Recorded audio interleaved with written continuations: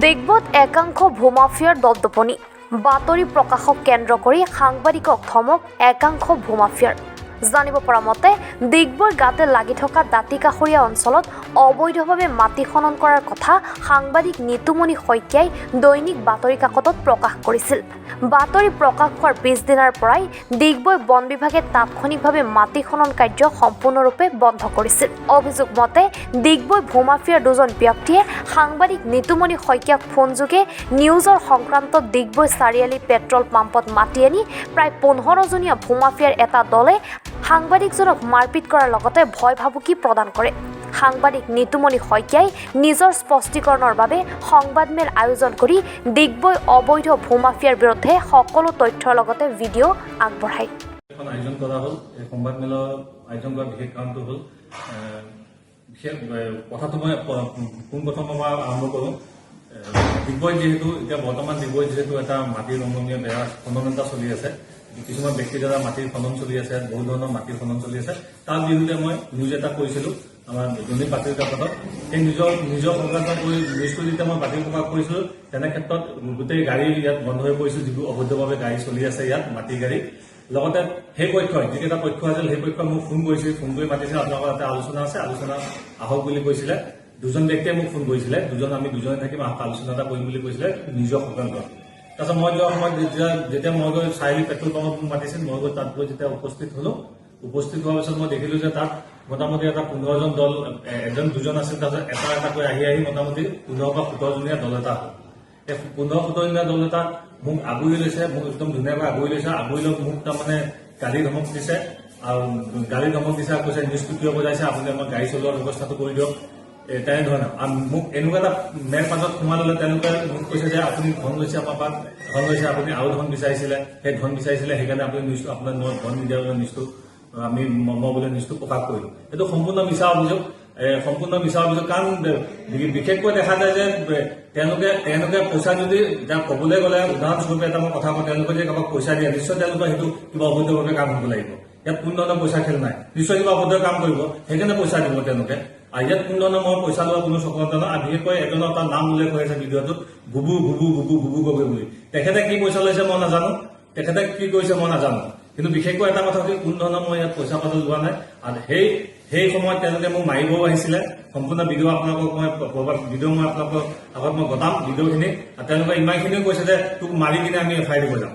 আৰু মই তেওঁলোকক কৈছিলো, ঠিক আছে, মোৰ তথ্য যদি ভুল হৈছে তেতিয়াহ'লে আপোনালোকে যাওক থানাত গৈ এফআই দিয়ক, এইটো ভুল নিউজ বজাইছো বুলি। আৰু এই নিউজটো যেতিয়া মই বজাইছিলো, এই নিউজটোৰ পৰা আমাৰ ডিগবৈ আঞ্চলিক সমিতি, অসম জাতীয়বাদী যুৱ সদা পৰিষদে তেওঁলোকেও বাইট দিছিলে। তেওঁলোকেও মাতি পেলাই তেওঁলোকে আমাৰ বাইট দিছে যে ইয়াত অবৈধভাৱে মাটি খনন চলি আছে। এতিয়া প্ৰশ্নটো হ'ল, তাত মোক তাৰমানে এনেকুৱা এটা সজোৱা হ'ল, তাৰমানে মই যেন তেওঁলোকক পইচা ডিমাণ্ড কৰিছো সেই হিচাপে। আৰু মই তাৰপৰা যেনে তেনে তাৰপৰা ওলাই আহিলো, এটা পঞ্জীয়ন নথকা সাংবাদিক এজনে সেই ঠাইটোত গৈ তেওঁলোকৰ পৰা বাইক লৈছে, মই পইচা খাইছো বুলি বাইক লয়। তেখেতে এটা পৰ্টেল চেনেল বহাইছে, যিটো পৰ্টেল চেনেলত কোনো পঞ্জীয়ন নাই, তেওঁলোকে তেনেকৈ দিছে। আৰু বিশেষকৈ তেতিয়া মই লগে কি কৰিলো, যেতিয়া মই তাৰপৰা পেট্ৰল পাম্পৰ পৰা আহিলো, মই দেখিলো নাই, এইটোতো বহুত বেয়া কথা হৈছে। লগে মই থানা আৰক্ষী বিষয়ে এখন এফআইআৰ জমা দিছো। এফআইআৰ জমা দি তেওঁলোকক আমি কৈছো যে এনেকুৱা কথা, এনেকুৱা এটা সম্পূৰ্ণ এফআইআৰটোত লিখা আছে। আপুনি এজন মানুহৰ কথা নাম কৈছিল, নাম উল্লেখ কৰিছিল, নামটো কি আছিলে, কোন হয়? এজন বুবু গগৈ বুলি আছে, তেখেত কোনোবা সাংবাদিক, তেখেতে পইচা লৈছে কি লৈছে বুলি ওলাইছে মন্তব্য। তেখেতে পইচা লৈছে কি লৈছে, তেওঁলোকে বাৰে ভিডিঅ'টোত কৈ আছে বুবু। কোন বুবুৱে পইচা লৈছে কি লৈছে, কোনটো মেৰপাছত ক'ত কি সোমাইছে মই বুজিব পৰা নাই। যিহেতু এখন পেপাৰ নিউজ ওলাইছে, মোক DFOই প্ৰশ্ন কৰিব লাগিছিলে, কিন্তু এতিয়া দেখিছো এই বস্তুটো বেলেগ ফালেহে গৈ পৰিস্থিতি ঢাল খালে গৈ। তেওঁলোকে যিহেতু আল্টিমেটলি এটাই কথা, তেওঁলোকে যদি মোক, আৰু উদাহৰণস্বৰূপে মই এটা কথা কওঁ, তেওঁলোকে যদি মোক পইচা দিছিলে, তেওঁলোকে কিয় দিছিলে? তেওঁলোকে নিশ্চয় কিবা অবৈধ কাম কৰিব লাগিব। আন এক তথ্যৰ মতে আপুনি মনোৰঞ্জন দাসৰ ঘৰত ৰাতি গৈ অৱশ্য মাতি কিবা ধমক দিয়াৰ কথা এটা প্ৰকাশ হৈছে। নহয়, এইটো সম্পূৰ্ণ মিছা অভিযোগ। তেনে আজিকালি তেনেকুৱা যুগ নহয়, দেখা যুগ। আজিকালি কোনো এটা বুৰ্বক হৈ থকা নাই। মই গৈ তেখেতৰ পদূলিত গৈ ধমক দিম, কিবা দিম, ৰাতি হয়তো মই নিউজটোতো ৰাতিপুৱা চাইছো, পৰ্টেল চেনেলটো যিটো নিউজ ওলাইছে মই ৰাতিপুৱা পাইছো। আৰু ৰাতিপুৱা পাই মই গম পাইছো যে মোৰ নামত নিউজ এটা বাজিছে। মই নিৰ্ভয় আছো, মই একো ভয় খোৱা নাই সেই নিজৰ বিষয়লৈ। আৰু তেতিয়া মই ভাবিছিলো যে এটা বিশেষকৈ সংবাদ মাধ্যম এটা দিম, তাত সকলো কথা মই খোলাখুলিকৈ ক'ম, মুকলিমূৰীয়াকৈ ক'ম। আৰু তেওঁৰ ঘৰত যদি মই গৈছোঁ তেতিয়া তেওঁ প্ৰমাণ দিয়ক, CCTV দিয়ক। তেওঁ ভাল সাংবাদিক হয়, তেওঁ নিশ্চয় কেমেৰা কৰি থৈছে, তেওঁ কেমেৰা ফুটেজ প্ৰকাশ কৰক। আৰু তেখেতে কৈছে যে মই পইচা খোৱা বুলি, সেই সাংবাদিকজনে কৈছে পইচা খোৱা বুলি। তেখেতৰ তাত কিবা কল ৰেকৰ্ডিং আছে নে কিবা ভিডিঅ' আছে? তেখেতে ৰাইজৰ ইয়াৰ দাঁতিকাষৰীয়া অঞ্চলত অবৈধভাৱে মাটি ব্যৱসায়ীসকলে জধে মধে মাটি খানাৰ ফলত বৃহৎ বৃহৎ গাঁতৰ সৃষ্টি হৈছে। আৰু খেতি পথাৰ পানীৰ ছিজনত এই গাঁতবিলাকত জীৱ জন্তু পৰি মৃত্যু হোৱাটো প্ৰায় নিশ্চিত হৈ গৈছে।